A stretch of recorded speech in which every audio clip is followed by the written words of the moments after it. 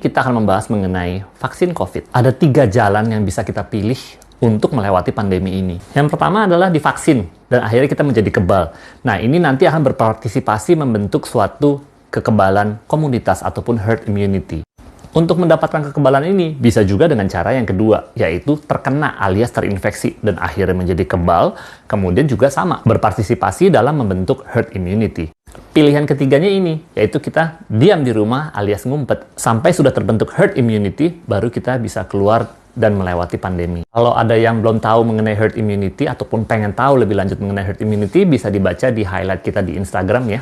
Kita bahas yang nomor 2, yaitu terinfeksi dan akhirnya menjadi kebal. Hasil penelitian mengenai kekebalan akibat terinfeksi oleh COVID ini memang masih beragam macam. Pada awal-awal ditemukan bahwa kekebalan akibat terinfeksi dari COVID ini cepat luntur ataupun cepat hilang. Namun penelitian belakangan ini menemukan bahwa dia bisa bertahan sampai 8 bulan.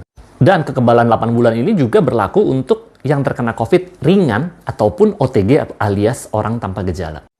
Kebal juga. Ya udah kalau gitu kita mendingan terinfeksi aja. Kita bisa jalan-jalan keluar dan segala macam, terinfeksi, kebal. Toh kebanyakan orang kalau kena COVID kan sebenarnya banyakan yang ringan daripada yang berat. Mungkin kamu punya ide kreatif seperti itu?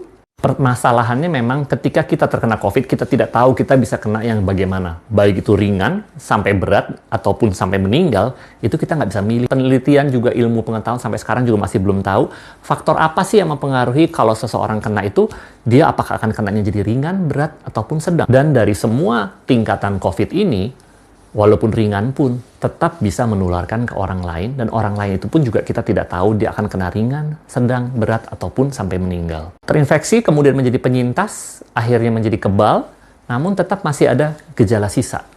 Gejala sisanya macam-macam. Yang paling sering adalah badan terasa lemes ataupun gampang capek, kemudian juga kemampuan untuk menghidunya atau alias mencium dan membaui itu hilang dan tidak kembali-kembali sampai berbulan-bulan. Jadi mengharapkan untuk kena ataupun lalai aja toh ringan doang, itu bukan merupakan suatu pilihan yang cerdas. Sekarang kita bahas pilihan ketiga, yaitu kita diam di rumah alias ngumpet sampai terbentuk herd immunity. Yang perlu kita tahu adalah berapa lama sih akan terbentuk herd immunity? Untuk target vaksinisasinya aja itu 15 bulan baru kelar.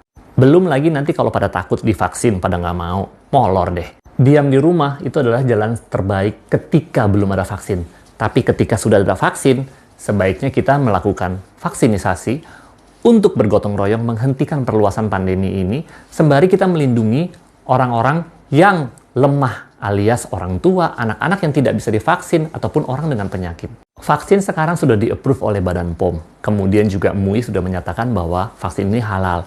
Kalau misalnya kamu memenuhi syarat untuk divaksin, tapi kamu nggak mau divaksin, menurutku itu karena kamu ada ketakutan akibat belum mendapatkan informasi yang jelas dan lengkap. Oleh karena itu, mari kita bahas hal-hal yang sering ditanyakan mengenai vaksin ini. Vaksin yang awal-awal ini akan masuk adalah vaksin Sinovac dari RRT. Dia adalah vaksin corona, namun dia sudah dimatikan sehingga dia tidak dapat menginfeksi alias tidak bisa menyebabkan kamu menjadi sakit. Virus itu tidak bisa menginfeksi kita, tapi tubuh kita dan sistem imun kita bisa mempelajari virus tersebut. Dan setelah mempelajari virus tersebut, tubuh kita jadi mengenali dan tahu caranya menangkal virus tersebut. Vaksinnya aman nggak sih?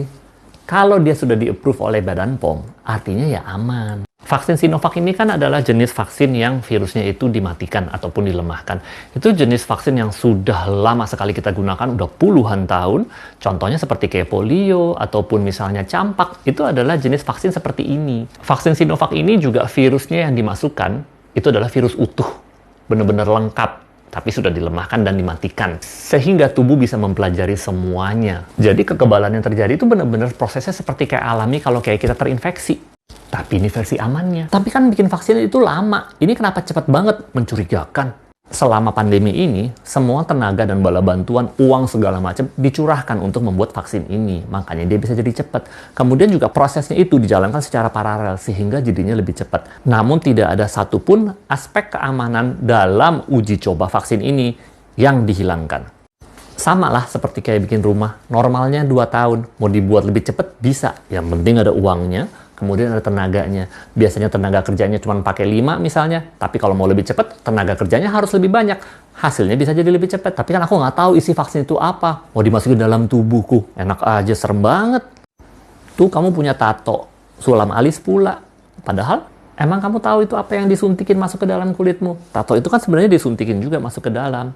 Tato ataupun bahan dari sulam alis itu tidak diregulasi oleh Badan POM. Sedangkan kalau misalnya vaksin, itu diregulasi oleh Badan POM dan dinyatakan aman. Aku nggak punya tato. Oh, oke. Ini isinya contohnya. Tapi isinya pisang. Sesuatu yang diproduksi di pabrik, itu isinya malah lebih terkontrol dan hanya isinya apa yang memang mau dimasukkan. Jauh lebih spesifik daripada sesuatu produk alami seperti pisang. Isi vaksin itu nggak ada sesuatu apapun yang jahat ataupun jelek oleh tubuhmu. Ini kan hasil studi vaksin ini baru jangka pendek. Siapa tahu nanti jangka panjangnya kita kenapa-napa setelah divaksin. Vaksin ini memang mempunyai efek jangka panjang. Tapi sebenarnya dia di dalam tubuh kita itu hanya sebentar doang. Jadi berita katanya pas uji klinis yang divaksinisasi ada yang meninggal, tuh ada yang mukanya jadi mencong. Sebenarnya sih itu bukan vaksin yang Sinovac ya, itu vaksin yang di Amerika. Tapi kita bahas aja sekalian, kita mulai dari yang serem dulu, yang meninggal ya. Jadi yang meninggal dari uji klinis dengan 44.000 orang peserta, itu ada 6 orang. Uji klinis itu dibagi 2 grup, ada yang dapat vaksin itu beneran, ada yang cuma dapat bohongan alias placebo, isinya cuma air doang. 2 yang meninggal itu adalah yang dari grup yang vaksin, sedangkan yang 4-nya itu yang mendapatkan air doang. Dari 2 yang meninggal ini, satunya meninggal karena sakit jantung, yang keduanya adalah karena pengerasan pembuluh darah. Aterosklerosis ataupun pengerasan pembuluh darah itu adalah suatu kondisi yang kronis yang berjalannya lama, sehingga itu tidak ada hubungannya dengan vaksin yang baru aja disuntikan. Artinya kejadian meninggal karena jantung pada yang mendapatkan vaksin itu adalah 0,002% dari peserta uji klinis. Angka kejadian kematian karena jantung di Amerika itu normalnya sekitar 0,05%.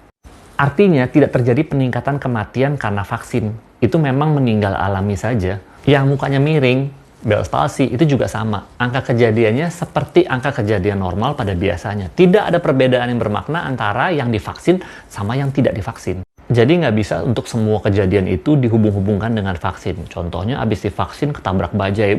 Gara-gara divaksin tuh jadi ketabrak bajai, ya kan? Selalu harus dilihat angka kejadian normalnya memang biasanya berapa. Nggak usah lah divaksin, mutasi pula lah itu virusnya.